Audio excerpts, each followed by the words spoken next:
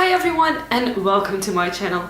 Today's video is going to be a video on how to survive winter here in Belgium, or generally if you live in a country where it's winter time right now.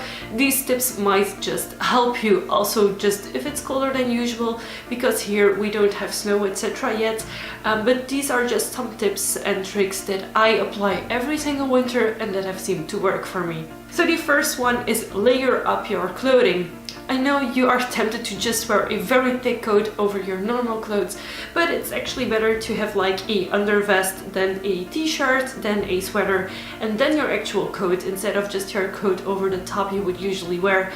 Why? Because layers create pockets of heat between them that actually keep you warm. So it's always better to layer up. As a god, this is obviously a bit easier because you can just layer lots of black, no one will notice, and you'll be nice and warm. Then there's the obvious thing. Wear a hat, wear gloves. You lose a lot of your body heat through your head, and just having a hat or having a beanie or something on your head just helps a lot. Even if it's just earmuffs that you can keep your ears warm, that also helps quite a lot. Now, I personally really hate wearing full gloves, so I always have fingerless gloves.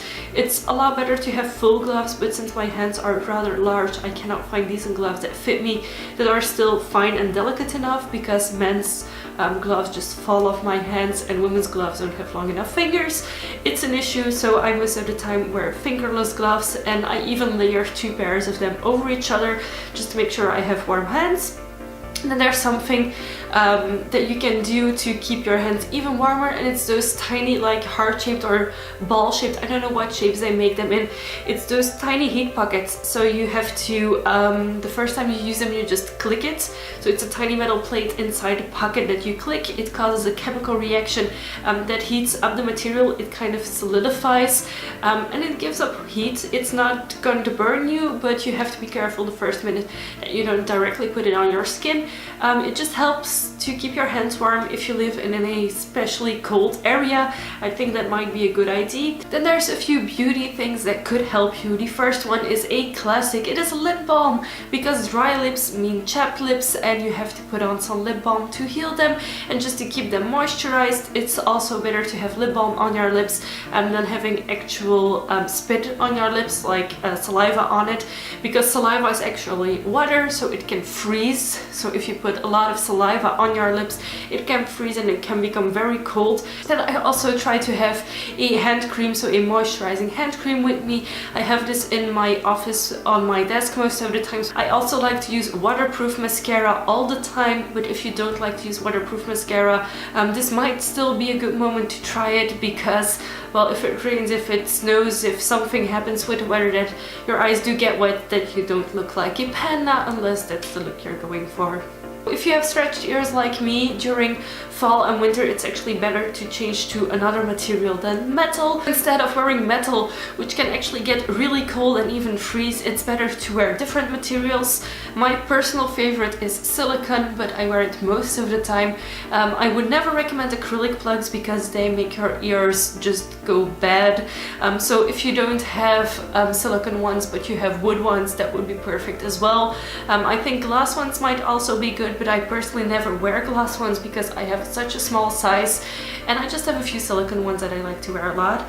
But yeah, take care of your piercings during the winter as well, because if you have a lip piercing, just make sure that there's a flexible retainer in it or something, or make sure that it doesn't really get too cold, because you might get frostbite on one of your piercing holes, which a friend of me actually had happen to her helix piercing. So I'm gonna take really good care of my piercings during winter. Just wear earmuffs on them, on your ears, so they don't get too cold. And if you have other facial piercings, I have my septum flipped up in my nose for work most of the time, and sometimes I even forget that it's flipped up in my nose, as today, since I am filming right after coming home from work. So yeah, it's really up to you what you want to do with your piercings. I just recommend with your plugs not to put anything metal in it.